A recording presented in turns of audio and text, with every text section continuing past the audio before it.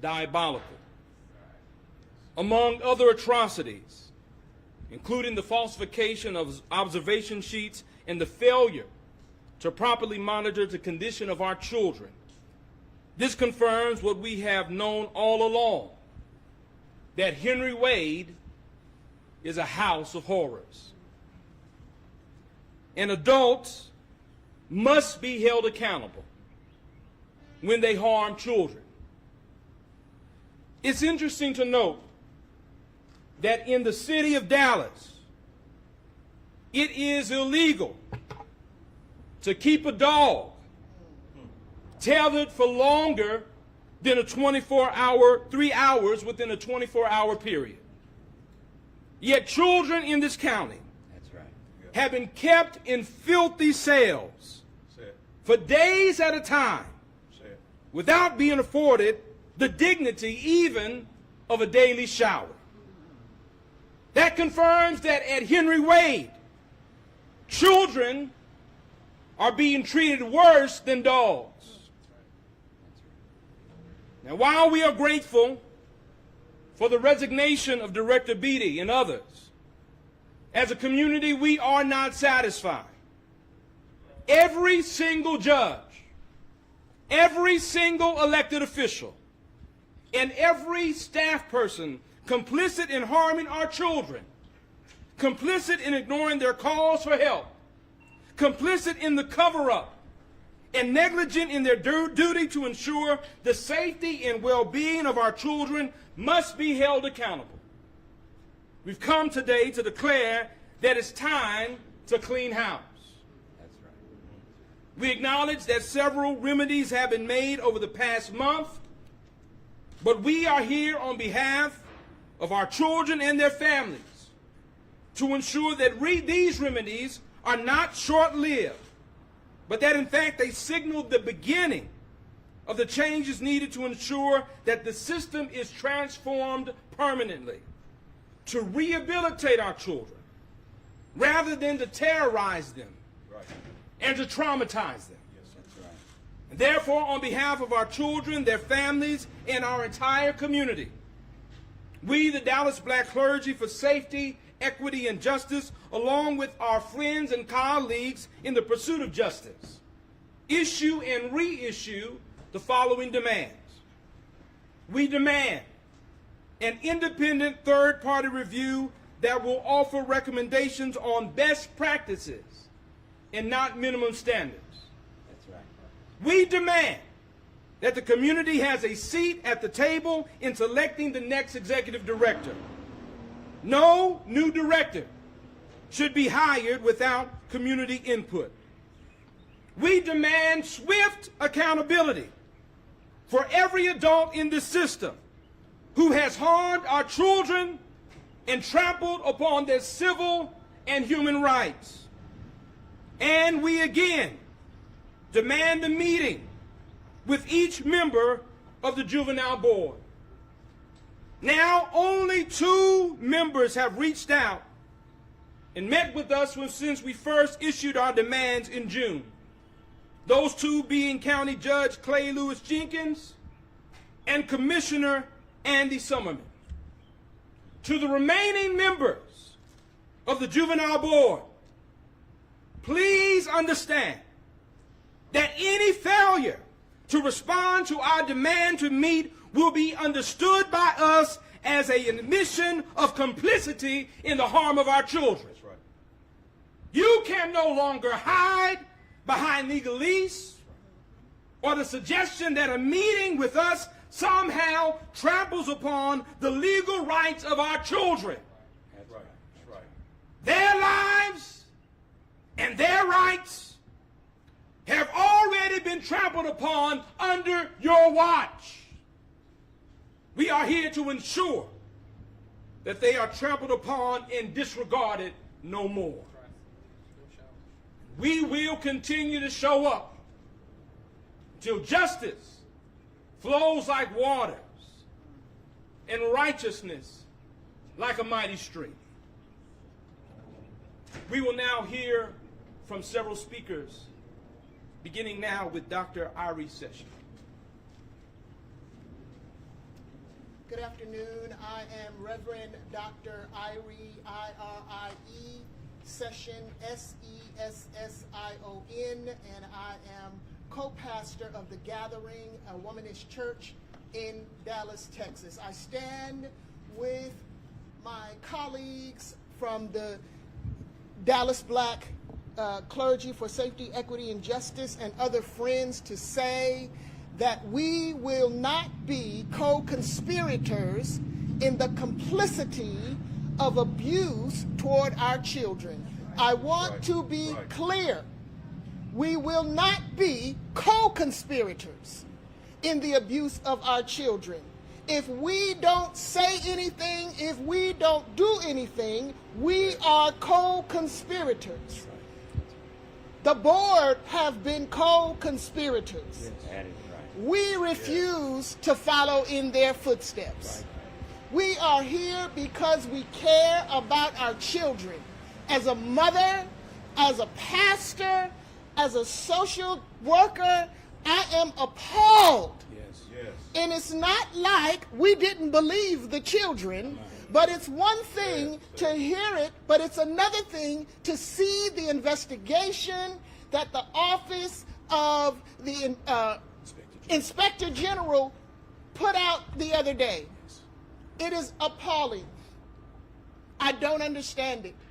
I don't understand how people who also have children, how people who were charged with protecting and caring for the children of Dallas have been so negligent, so uncaring, so dismissal, so dismissive to their cries and to their complaints as well as ours. We demand, I need you to hear me, we demand, we are not asking for anything. We are demanding accountability. We are demanding justice, and we are demanding change because we will not be co-conspirators in this abuse.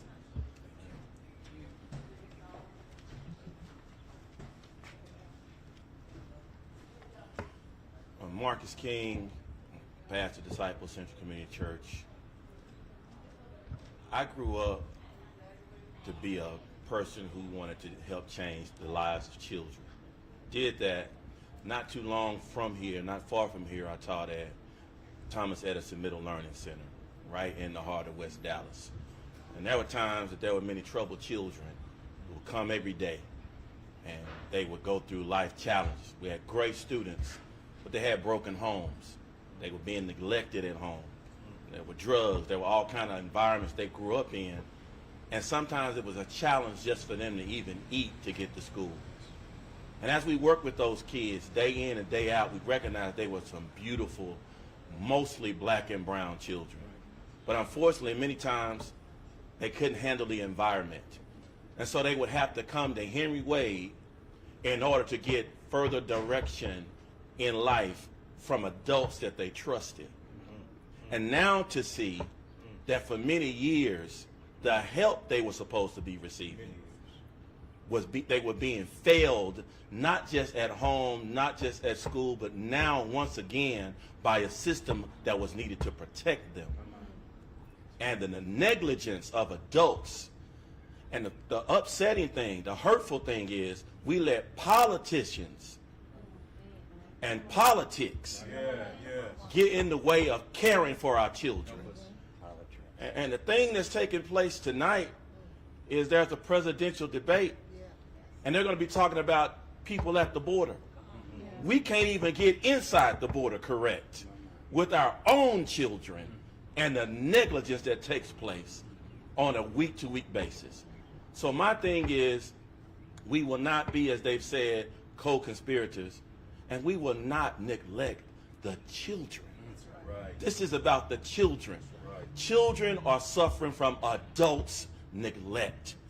And we are here to make a stand, and we want to make sure that all of the demands that we have, change is not just temporary, but long-lasting. Thank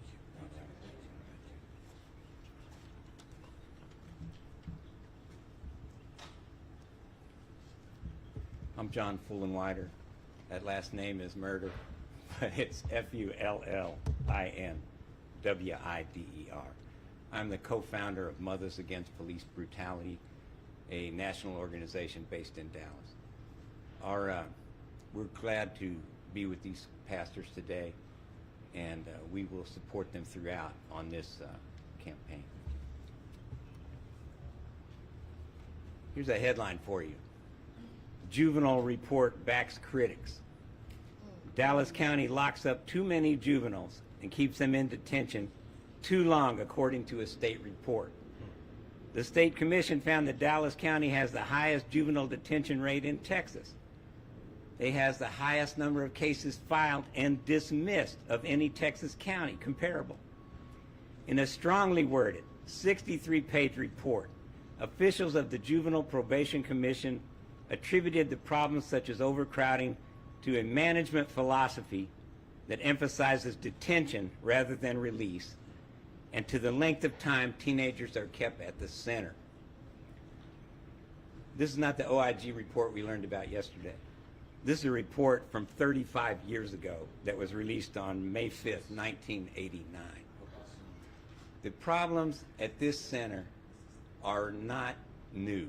They are perennial, and they have existed within Dallas County juvenile justice system for decades. I want to look at three aspects of the report that came out.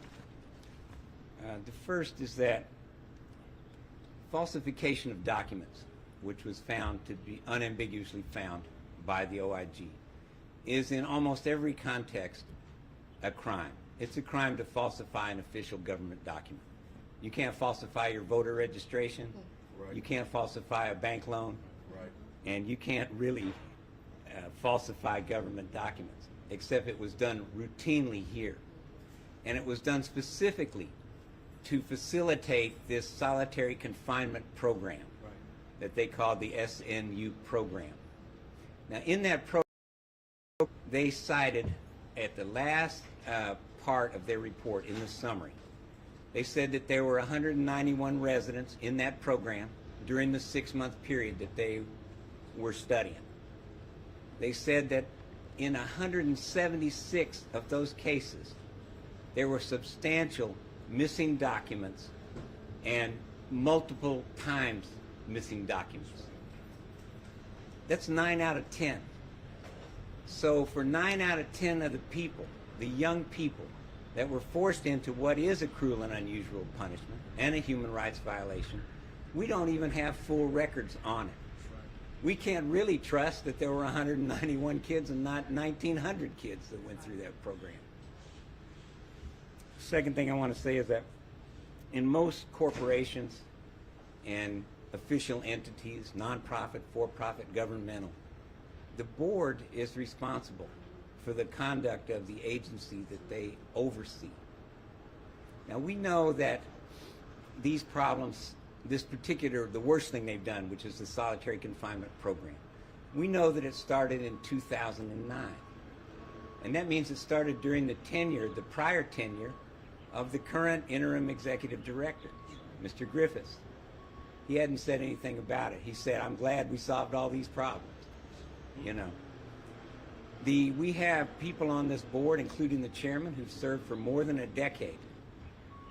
And in all that time, you will find very little evidence of them even sharing with the public without being forced to by an investigative journalist, a parent, a child, or an activist, or a faith leader, any problems within this center. Now, where was the oversight? Where was the oversight? It looks like it was more oversight than overlook. This board is complicit. Yes. This board could have said, wow, there have been a lot of mistakes and we've been working on them. They didn't say that. They propped up Mr. Beatty after our first press conference to come out here and say, categorically false. The criticisms of this center were categorically false. So we have a couple of demands that Pastor Waters went through. These are not outrageous demands. These are things that have been done. For instance, when Chief Hall of the Dallas Police Department, when Chief Garcia were hired, there were community panels that interviewed all of the candidates, all the finalist candidates. And we need that same kind of structured input here.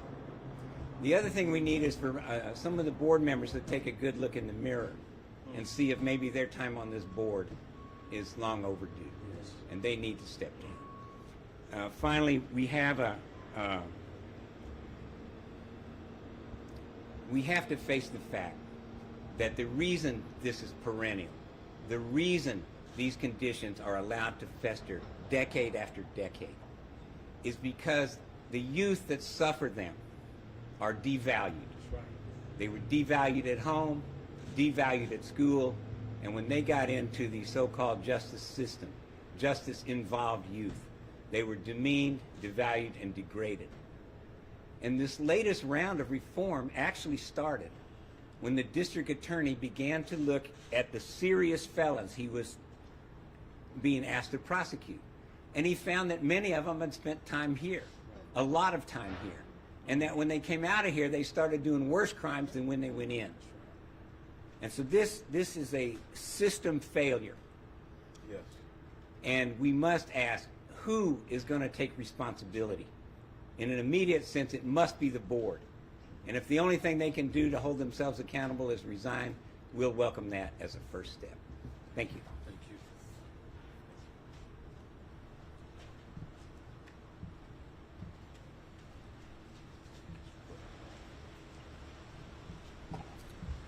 Good afternoon. I am Fia Kennedy, P as in Panama, H as in Hawaii, E as in egg, E as in apple, A as in apple, Kennedy, Kennedy. As a co-founder of Dallas Black Clergy and as a mother, I'm standing here and I'm thinking about my own children. And when I was reflecting on what's going on here at Henry J. Justice Center, I couldn't help but think about Proverbs 21:15. When justice is done, it is a joy to the righteous, but dismay to evil doers. Proverbs 31:8-9 states, "Speak out for those who cannot speak, for the rights of all destitute. Speak out. Judge righteously, defend the rights of the poor and needy." As my colleagues have stated, this issue is not new. Where there is smoke, there is fire. And as a mother, I don't want my children to be burned. Our children are burning. Metaphorically, I'm thinking about the state that they're in. And if we don't speak out for them, if we don't stand for righteousness, if we don't stand for justice, we are too, yes, co-conspirators, Dr. Ari. We are co-conspirators. We are complicit.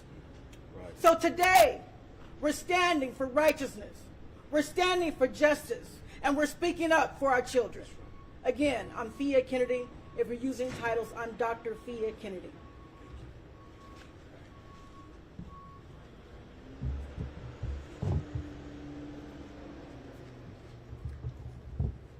My name is Dr. Kwesi Kamau. That's K-W-E-S as in Sam, I, K-A-M as in man, A-U. I am the pastor of Impact Church DFW and co-founder of Dallas Black Clergy. We are here to stand with and for our children, their families, and the truth tellers. Yes, yes. Who have courageously come forward. We are here today because our faith compels us, because our hearts compel us, and because our humanity compels us. Recently revealed Office of Inspector General report is shocking, but not surprising. Appalling, but not unexpected.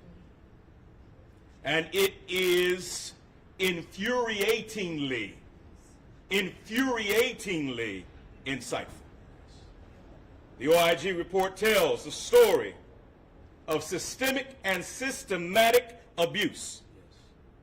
It pictures kids with skin rashes from constant exposure to filth, mold growing in showers, and toilets that make you shudder.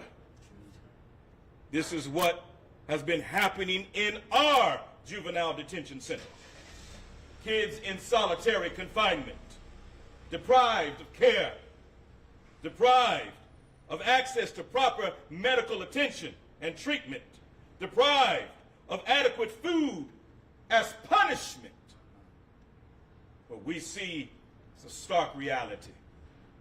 Young people in Dallas County Juvenile Detention Center are living and have lived in conditions that no human, let alone a child, should ever have to endure.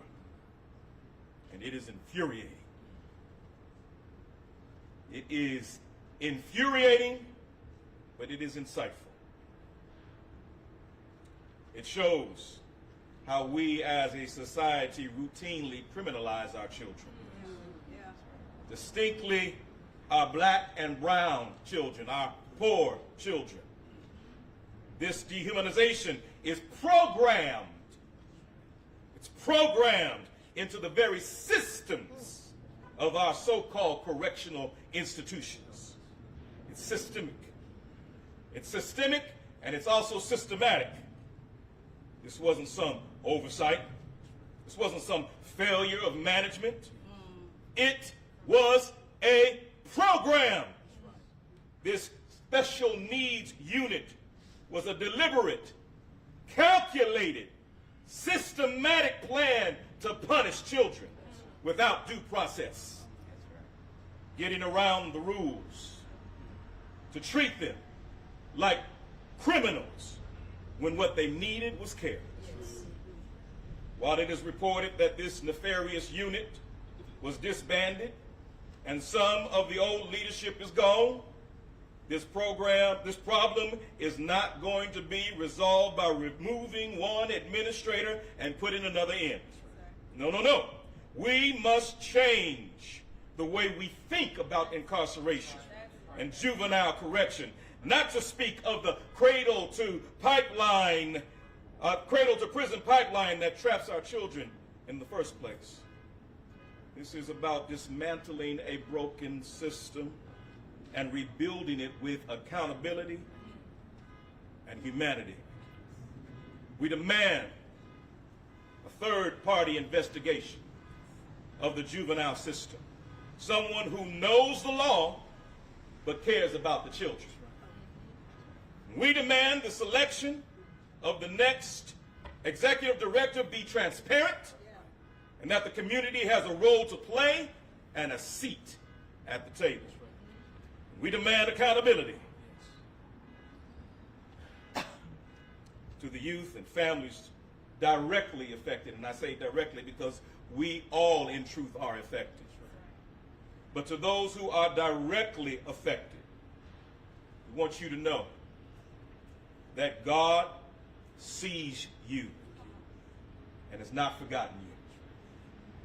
But I say to you, to those who have perpetrated harm upon our children, God sees you and will not forget you. And for the sake of healing, for the sake of justice, we will move forward. Thank you.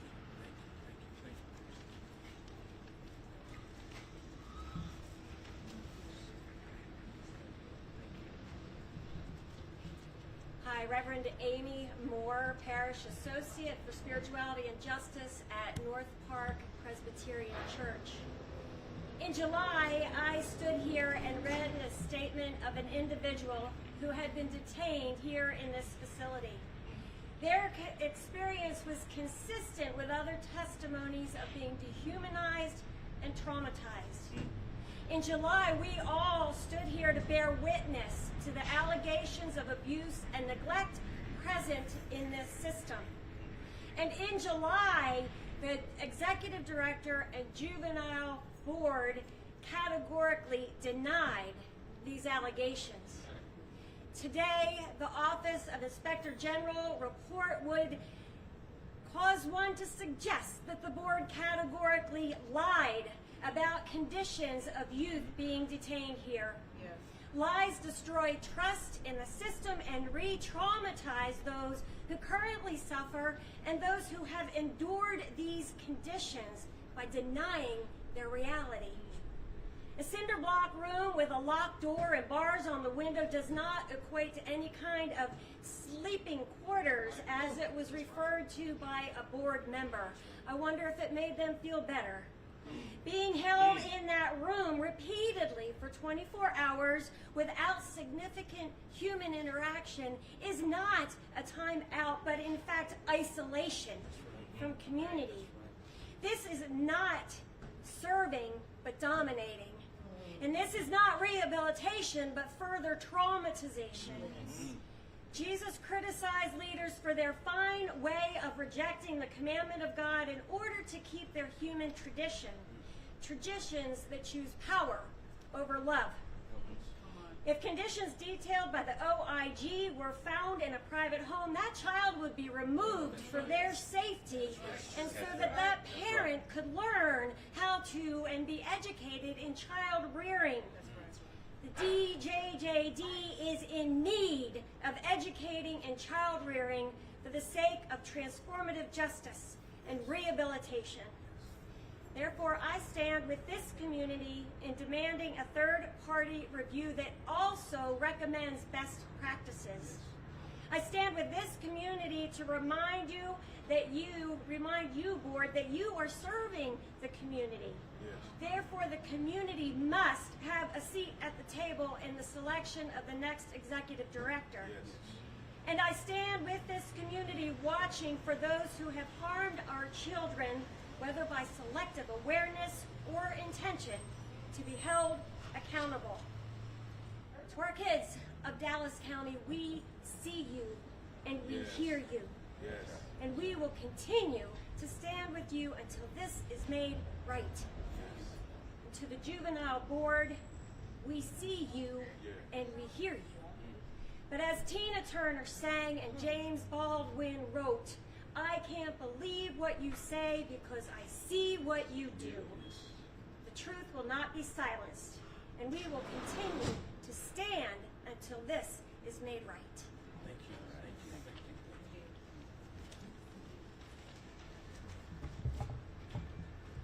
I am Reverend Dr. Camila Hall Sharp. Camila, Kamillah, Hall, Hall, space, no hyphen, Sharp, SHARP, and I am co-pastor of the Gathering, a womanist church in Dallas, and one of the founders of Dallas Black Clergy. And I come here to echo what has already been said by my fellow clergy members, but I'm also disappointed and aggrieved that we even have to have this press conference. But I'm angry that our children who have been placed in the care of Dallas County Juvenile Department, their rights have been trampled on and their spirits have been traumatized. But we are here to amplify the voices of the children, the parents, and the staff who spoke truth about what was going on in this beyond horrific conditions in this building. And I want to say to them that we believed you before the report. Yes. We believed you. Yes. And I thank you for speaking the truth. But the OIG report confirms what you told us to be true and what we already believe to be true. This report confirms that those who are responsible for harming our children who were created in the image of God must be held responsible. Because it's not okay to disregard their humanity, dismiss their pleas, and desert your duties. Everyone responsible must be held accountable. I just left a meeting at my child's school, and they were there emphasizing to the children about accountability. Wow. To the children. Right. We must live into what we tell our children. Yes. Everyone who failed to do right by our children must be held accountable. Yes. But the report also confirms that there must be a voice from the community at the table. Yes. when the next director is selected, because we care about these children and we want to make sure that that is abundantly clear. And finally, the report confirms that we are not going away until our children receive the proper care that they deserve. Yes. We will be showing up until the rights and dignity of our children is restored. Yes. We will be showing up until these wrongs are righted and prevented to ever happening again to another child. Thank you. Thank you. Thank you to all of our speakers and for the community that showed and stood in solidarity. And we will receive any questions that you have at this time. You talked a lot about dismantling the whole system, wiping the slate clean. I'm wondering what that accountability looks like. Is it a resignation of all the members on the board? Is it specific members? Is it termination of the employees who were falsifying these documents? What does that accountability look I think like? certainly those who are found guilty of falsifying documents should certainly not only be should resign, but we would hope that criminal charges would be filed. That those who have harmed and infringed upon our children's civil and human rights, there must be some accountability. We also know that there have been several individuals who are part of the Juvenile Board who have consistently stood in the way of justice, who have denied what we have long known to be the truth. And I think it would be well, if nothing else, as has already been stated, that they look very well at themselves in the mirror and make a determination if their service should now come to an end. I think everything now is on the table. We hope, matter of fact, we demand a meeting, and as we stated, whether or not we receive that meeting with the members of the Juvenile Board will let us know whether or not they are complicit or not. Should they not return our calls?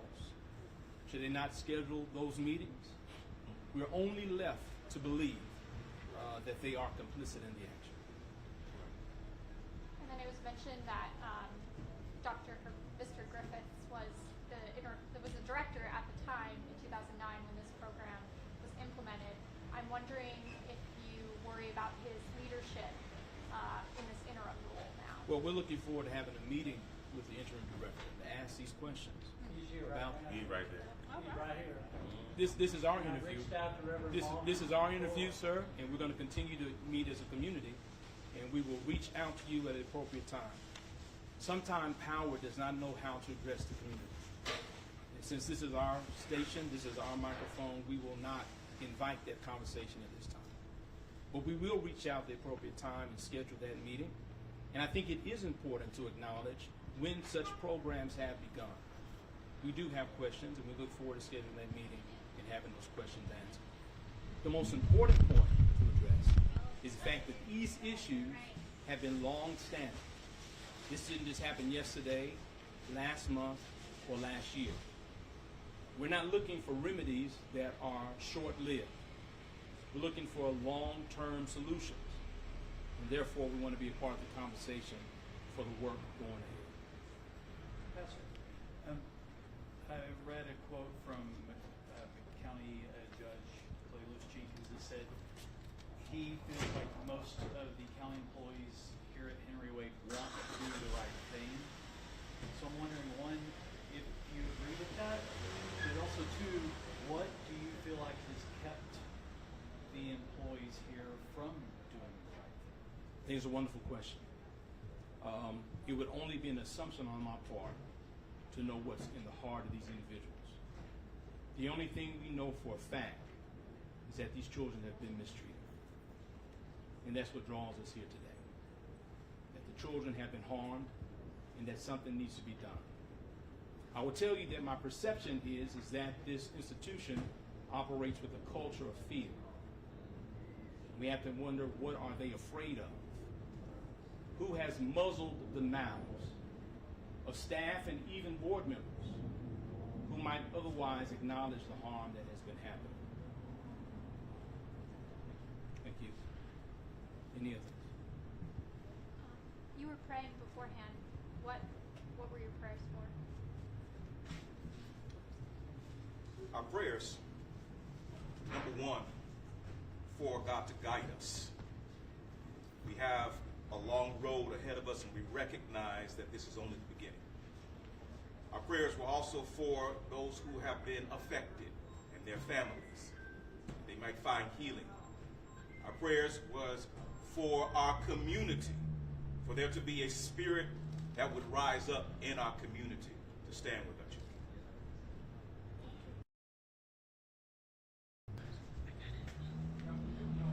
In conclusion, and we thank you for coming out. 2 summers ago, I took my family on vacation. One of the stops in Charleston, South Carolina has a dubious distinction of being the port of nearly 40 to 50% of all enslaved Africans brought to these shores. And I stood with my family in the separation room, all 6 of us, the place where families generations before said goodbye to each other for the last time. And one of the displays in that room were shackles that were fashioned for children. And I set our 2-year-old at the time in his stroller in direct proximity to those shackles. And I could tell you that they would fit. We are here today in many ways because this center has not only treated our children worse than dogs, but in many ways have treated them like slaves. And our heart breaks. Yes, sir. For our children. Can you imagine being trapped in a room for 5 days without the power of a voice to have your concerns addressed? I don't think anyone who has stood silent as our children have suffered should remain in any place of authority and power in overlooking the care of our children going forward. And so we are here and we are committed to ensure that this system is changed for the better. Thank you very much.